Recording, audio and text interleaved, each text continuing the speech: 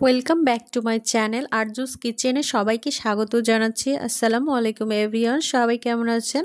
আশা করি ভালো আছেন। যে যেখান থেকে আমার ভিডিওটি দেখছেন সবাইকে জানাচ্ছি আন্তরিক ভালোবাসা, অভিনন্দন। আজকে আপনাদের মাঝে দুটো রেসিপি নিয়ে এসেছি, সেগুলো শেয়ার করব। প্রথম রেসিপিটা হচ্ছে দই তৈরি করার জন্য এখানে আমি 1 লিটার দুধ নিয়ে সুন্দর করে এটা হচ্ছে বলক তুলে নেব নাড়াচাড়া করে। আসলে এটা হচ্ছে যতটুকু আছে তার অর্ধেকটা করতে হবে, একদম মিডিয়াম আঁচে এটা তৈরি করে নিতে হবে জাল দিয়ে এরকম করে অনবরত নাড়তে হবে, কারণ এটা হচ্ছে নিচে লেগে যায় এই জন্য। আর হচ্ছে এখানে সর ওঠানো যাবে না। আর এখানে হচ্ছে আমি দিয়ে দিলাম এলাচ। এখানে এলাচ আমি একটু ফাটিয়ে দিয়েছি যাতে ঘ্রাণটা এর দুধের সঙ্গে মিশে যায়, খেতে অনেক ভালো লাগে, সুস্বাদু হয়। এই যে নাড়াচাড়া করে কিন্তু আমি এই দুধটা একটু ঘন করে নিচ্ছি। অনেকেই কিন্তু বাসায় দই তৈরি করতে পারেন না, এর জন্যই আমি এই রেসিপিটা নিয়ে এসেছি আপনাদের মাঝে। পারফেক্ট দই তৈরি করার জন্য এভাবে আপনি ফলো করবেন, অবশ্যই পারবেন। এখানে দই তৈরি করার জন্য আমি হচ্ছে আলাদা করে দই রেখেছিলাম। এই দইয়ের সঙ্গে আমি একটু টক দই নিজে বাসায় বানিয়েছিলাম, সেটা একটু আমি অ্যাড করে দেব। দিয়ে এটা হচ্ছে একদম মিক্সড করে নেব দুটোই। এই যে যেভাবে ভিডিওতে দেখাচ্ছি সেভাবেই তৈরি করে নেবেন আপনারাও।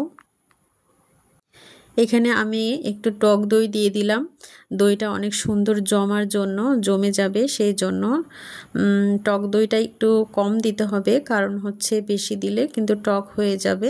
এটা সুন্দর করে কিন্তু এখন মিক্সড করে নিচ্ছি। আমার মিক্সড করা হয়ে গিয়েছে। এখন হচ্ছে জাল করে রাখা দুধ আমি ঘন করে নিয়েছিলাম, সেটা একটু টিফিন বাটিতে ঢেলে নিচ্ছি। টিফিন বাটিতে ঢেলে নেওয়ার পরে এটা হচ্ছে আমি যে দইটা মিক্সড করেছিলাম সেটা কিন্তু আমি এখানে মিশিয়ে দিচ্ছি। সম্পূর্ণটাই আমি এখানে ঢেলে দেব। একটু লেয়ারটা পাতলা করে তারপরে হচ্ছে একটু ঢেলে দিতে হবে। আর দুধটা একটু হচ্ছে কুসুম গরম রাখতে হবে, একদমই ঠান্ডা করা যাবে না, এটা অবশ্যই মনে রাখবেন। এখানে দেওয়ার পরে আমি হচ্ছে এটা নেড়েচেড়ে অনেক সুন্দর করে এটা তৈরি করে নিচ্ছি। এটা অবশ্য ঢাকনা দিয়ে ঢেকে একটা গরম স্থানে রাখতে হবে, তাহলেই কিন্তু দইটা জমে যাবে। আমি অবশ্য এটা ওভেনে ফ্রি হিটে একটু রেখেছিলাম, এর জন্যই কিন্তু অনেক সুন্দর একটা দই জমে গিয়েছে। দেখুন অনেক সুন্দর একটা কালারও এসেছে। কালারটা আসলে ক্যারামেল তৈরি করলে হতো, কিন্তু আমি হচ্ছে ক্যারামেল তৈরি করি নাই, সাদাই রয়ে গিয়েছে। দইটা আসলে অনেক স্বাদের ছিল, অনেক স্বাদ হয়েছিল। দইটা বাসায় তৈরি করলে কিন্তু ভালোই লাগে। এখানে আরেকটা রেসিপি আপনাদের সঙ্গে শেয়ার করব, সেটা হচ্ছে ডিম দিয়ে পুডিং রেসিপি। এটা সেমাই পুডিং রেসিপি আমি আপনাদের সঙ্গে শেয়ার করছি। এখানে হচ্ছে দুধ নিয়েছি, হাফ কেজির মতো দুধ নিয়েছি। এখানে এলাচ দিয়ে দিলাম, দিয়ে সুন্দর করে দুধটা নেড়ে চেড়ে বলক দিয়ে নেব। এটা একদমই ঘন করা দরকার নেই, হালকা একটু ঘন করলেই হবে। এটা সুন্দর করে নিয়ে ছেঁকে নিব যাতে এলাচ না থাকে।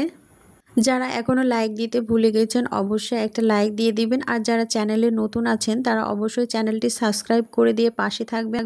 আমার নিত্য নতুন ভিডিও পাওয়ার জন্য অবশ্যই নোটিফিকেশন অল করে রাখবেন। আর যারা ফেসবুক পেজ থেকে দেখছেন অবশ্যই পেজটি ফলো দিয়ে রাখবেন। পুডিং রেসিপি তৈরি করার জন্য এখানে 3টা ডিম আমি ভেঙে নিচ্ছি, নিয়ে সুন্দর করে এখানে হচ্ছে মিক্সড করে নিব। সেমাই দিয়ে এই পুডিং রেসিপিটা তৈরি করে একবার দেখবেন ভিউয়ার্স, অনেক ভালো লাগে খেতে, খুবই স্বাদ হয়েছিল। এটা সুন্দর করে আমি হচ্ছে মিক্সড করে নিচ্ছি। পুরো ভিডিওটাই ফুল ওয়াচ করবেন, স্কিপ করবেন না ভিউয়ার্স, তাহলে কিন্তু রেসিপিটা বুঝতে পারবেন না। এখানে ডিমটা মিক্সড করা হয়ে গেলে চিনি অ্যাড করব। আর এই যে এখানে বনফুলের লাচ্চা সেমাই নিয়েছি, নিয়ে এটাতে হচ্ছে অ্যাড করব। ভিডিওটি যেভাবে দেখাচ্ছি এভাবে আপনারাও ট্রাই করবেন, দেখবেন অনেক ভালো লাগবে। এখানে কিন্তু আমি চিনি অ্যাড করে দেব। কুসুমটা সুন্দর করে মিক্সড করতে হবে, এখানে যেন দলা পেকে না থাকে, এই জন্য অনেক সময় নিয়ে এটাকে তৈরি করে নিতে হবে। এরপরে আমি হচ্ছে এখানে চিনি দিয়ে দিচ্ছি, লাল চিনি দিয়ে দিয়েছি। আপনারা চাইলে সাদা চিনিও দিতে পারেন, যেটা হাতের কাছে থাকবে সেটাই দিতে পারেন। এখানে হুইস্কি দিয়ে আমি সুন্দর করে এটা নেড়ে চেড়ে একদম মিক্সড করে নেব। চিনিটা গলতে একটু সময় লাগবে, সেজন্যই কিন্তু একটু সময় নিয়ে মিক্সড করতে হবে। এখানে আমি টিফিন বাটিতে ক্যারামেল তৈরি করে নিব, সেজন্য আমি চিনি একটু দিয়ে দিয়েছি হাতার সাহায্যে। দিয়ে এটা হচ্ছে আমি একটু জাল দিয়ে নিব চুলায়, যাতে হচ্ছে অনেক সুন্দর একটা কালার চলে আসে। আর এখানে কিশমিশ আর কাজু বাদাম দিয়ে দিয়েছি, এটা খেতে অনেক ভালো লাগবে আর দেখতে অনেক সুন্দর লাগবে। এই যে দিয়ে দিলাম, এভাবেই তৈরি করে নেবেন আপনারাও। আর এখানে হচ্ছে লাচ্চা সেমাই, বনফুলের লাচ্চা সেমাই নিয়েছিলাম, সেটাই কিন্তু আমি এখানে দিয়ে দিচ্ছি, সুন্দর করে বিছিয়ে দিয়ে দিব। বনফুলের লাচ্চা সেমাইটা পুরোটা দেইনি, অর্ধেকটা দিয়েছি। এখানে দেওয়ার পরে কিন্তু আমি হচ্ছে ডিম মিক্সড করেছিলাম, এটা এর সাথে আমি হচ্ছে দুধ মিক্সড করে দিলাম, দিয়ে একসাথে অ্যাড করে এটা মিক্সড করে নিব। সুন্দর করে মিক্সড করার পরে এটাতে টিফিন বাটিতে ঢেলে দেব।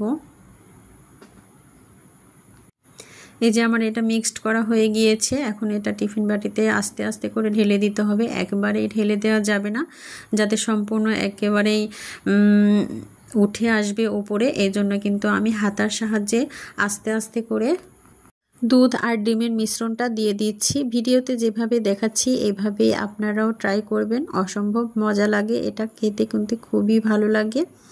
এই যে এভাবেই কিন্তু দিতে হবে, একেবারে উঠে আসা যাবে না, আস্তে আস্তে এটা অ্যাড করতে হবে। এভাবে আস্তে করে মুখটা লাগিয়ে তারপরে হচ্ছে রাইস কুকারে স্ট্যান্ড বসিয়ে এরপরে গরম পানিতে বসিয়ে দিতে হবে। এই যে আমার এটা তৈরি হয়ে গিয়েছে, আমি ঢাকনাটা লাগিয়ে দিলাম। ঢাকনাটা লাগানোর পরে আমি রাইস কুকারে চলে যাব। এই যে এখানে আমি হচ্ছে একটা স্ট্যান্ড বসিয়ে দিয়েছি, স্ট্যান্ড মানে এখানে হচ্ছে গ্যাসের চুলার যে ইয়াটা ছিল সেটাই আমি এখানে দিয়েছি। আপনাদের কাছে অন্য কিছু পদ্ধতি থাকলে করতে পারেন, আমার কাছে এটা ইজি মনে হলো তাই এটা দিলাম। এখানে টিফিন বাটিটা বসিয়ে দিয়েছি, এরপরে কিন্তু আপনি ঢাকনা দিয়ে ঢেকে দেব। আধা ঘন্টার মতো হচ্ছে এটা রান্না করলে হয়ে যাবে। আমার অলরেডি এটা হয়ে গিয়েছে রান্না। এখন দেখুন অনেক ভালো একটা সুন্দর একটা কালার চলে এসেছে। এখন ছুরির সাহায্যে আমি এটা হচ্ছে ইয়ে করে নিব।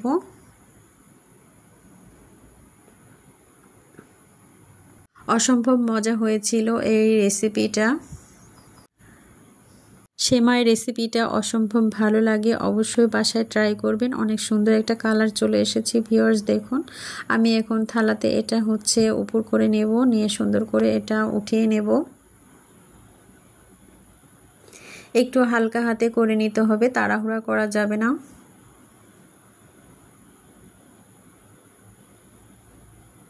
এই যে অনেক সুন্দর একটা কালার চলে এসেছে। ভিডিওটি যদি ভালো লেগে থাকে ভিউয়ার্স অবশ্যই লাইক কমেন্ট শেয়ার করে পাশেই থাকবেন। এটা আমি এখন ছুরির সাহায্যে কেটে নিচ্ছি। আমি দেখাচ্ছি যে এটা কতটা পারফেক্ট একটা পুডিং তৈরি হয়েছে, সেমাই পুডিং। এই অসম্ভব মজাদার রেসিপিটা একবার হলেও বাসায় ট্রাই করে দেখবেন ভিউয়ার্স, অনেক ভালো লাগবে আশা করি আপনাদের কাছে। আমার রেসিপিটি অবশ্য আপনাদের কাছে কেমন লাগলো কমেন্ট বক্সে জানাতে ভুলবেন না ভিউয়ার্স, অবশ্যই কমেন্টে জানাবেন এবং সুন্দর একটা মন্তব্য রাখবেন। সবাই ভালো থাকবেন, সুস্থ থাকবেন। এ পর্যন্তই, আল্লাহ হাফেজ।